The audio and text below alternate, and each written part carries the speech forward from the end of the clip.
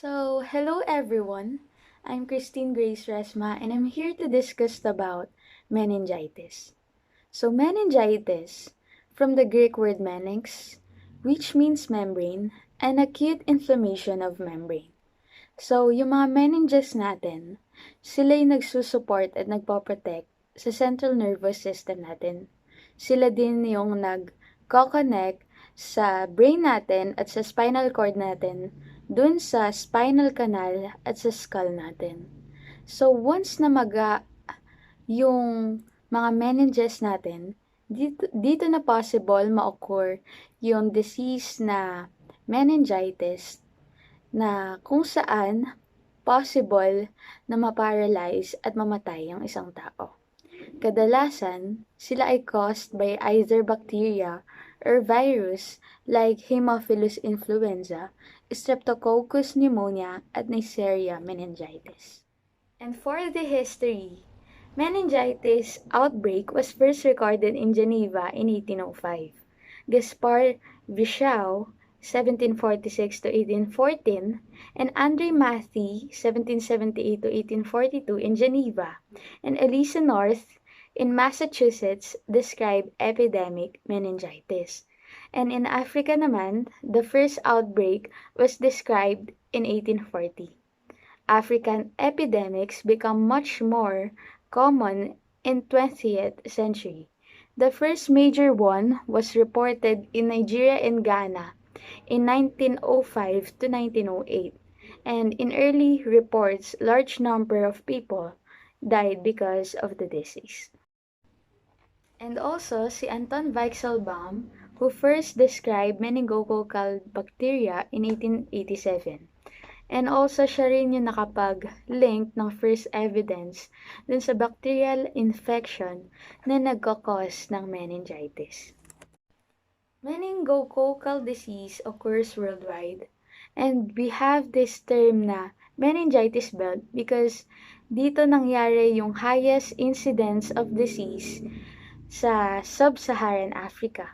And in this region, major epidemics occur every 5 to 12 years with attack rates reaching 1,000 cases per 100,000 population.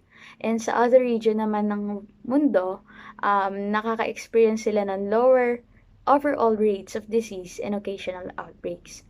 So, anyone can get meningococcal disease, but yung rates are higher sa mga children lower than 1 year old, followed by a second peak in adolescents.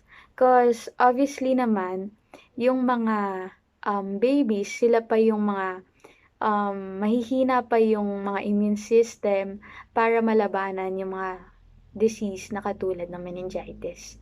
And also, meningococcal disease is also seasonal because merong mga types ng meningitis na na-occur lang every summer and winter. So, for the meningitis rash, one of the late signs that one bacterial cause of meningitis is the Neisseria meningitidis, or in your bloodstream is a faint rash on your skin. The bacteria from a meningococcal meningitis infection reproduce in your blood and target cells around the capillaries trusted source. So for an easier term and explanation, nagkakaroon ng meningitis rash once na yung bacterias or yung viruses ay nakapasok na doon sa blood vessels natin. Dito na mag-start na mag-progress yung disease once na na-damage na nga yung blood vessels. And once na na-damage na to, dito na possible na magkaroon ng blood poisoning yung patient na nakakaranas ng meningitis.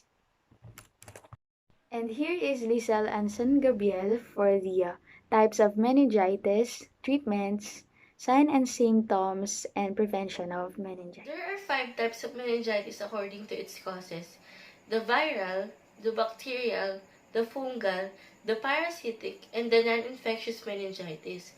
These 5 types of meningitis differ from its symptoms and treatments. The first type of meningitis is the viral meningitis. Viral meningitis is more common than bacterial meningitis and is usually more severe. Most cases of viral meningitis are caused by enteroviruses. These viruses enters the body through the gastrointestinal tract and thrives there, often moving on to attack the nervous system.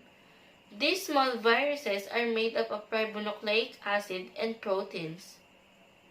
Viral meningitis has the same types of symptoms as the bacterial meningitis, including fever, headache, and stiff neck, but it is different in that it's aseptic, meaning the bacteria will not grow in the cerebrospinal fluid. It often resolves on its own without specific treatment, although it may be treated with antiviral. This form of meningitis can spread to fecal contamination. Typically, when proper hand washing isn't practiced after changing diaper and using toilet.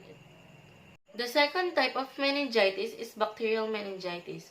Bacterial meningitis is a potential life-threatening form of disease that can cause serious complications such as brain damage, hearing loss, and ultimately death if not diagnosed and treated promptly. It occurs when the bacteria enters the bloodstream and travels into the brain and into the spinal cord. This bacteria can spread from person to person through coughing and sneezing, or saliva transfer during kissing or mouth-to-mouth resuscitation. Sudden onset symptoms such as headache, fever, and stiff neck is common with bacterial meningitis. Other symptoms such as rash, nausea and vomiting, light sensitivity, and confusion may appear typically within 3 to 7 days or exposure to disease-causing germs. Bacterial meningitis can be treated with antibiotics, but there's no specific antibiotic for bacterial meningitis. It always depends on the bacteria involved, so it's important to seek medical treatment as soon as possible. The best way to protect yourself from bacterial meningitis is to get vaccinated. The next type of meningitis is the parasitic meningitis. A parasite called Neisseria fowler is the primary source of primary meningoencephalitis or PAM, a very rare parasitic meningitis. This form of disease causes brain infection that progresses rapidly 1 to 12 days on average and is usually fatal. In fact, of the 31 confirmed cases of PAM in the US between 2003 and 2012, all were fatal. Standard meningitis symptoms appear 1 to 7 days after infection, potentially followed by confusion, loss of balance, seizures, hallucinations, and lack of attention to your surroundings. This type of meningitis may get better without antibiotic treatment. Another type of meningitis is the fungal meningitis. Fungal meningitis occurs when a fungus enters the bloodstream. It is most often caused by inhaling fungal spores from contaminated soils or from bird and bat droppings. The treatment consists of high dose of antifungal drugs, usually administered in the hospital through IV. The last type of meningitis is the non-infectious meningitis. This type of meningitis cannot be caught from another person. It typically occurs as a result of a cancer, lupus, a head injury, a brain surgery, or from other medications. Symptoms are sudden onset fever, stiff neck, and headache.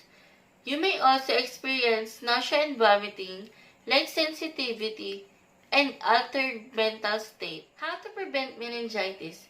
Common bacteria or viruses that can cause meningitis can spread through sneezing, coughing, kissing, or sharing eating utensils, toothbrush, or cigarettes.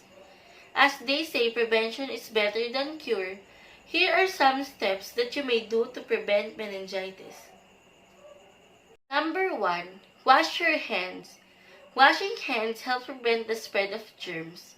especially before and after eating, after using a toilet, after petting animals, and after going to crowded places. Number 2. Practice a good hygiene.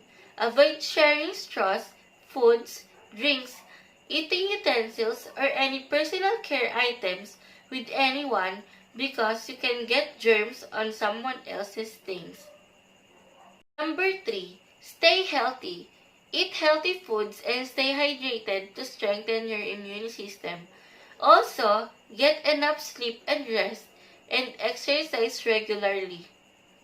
Number 4. Cover your mouth. When you need to cough or sneeze, always cover your mouth and nose with your hands to avoid getting or spreading the germs. And lastly, if you are pregnant, you must be extra careful with the food you eat because it may harm you and your baby.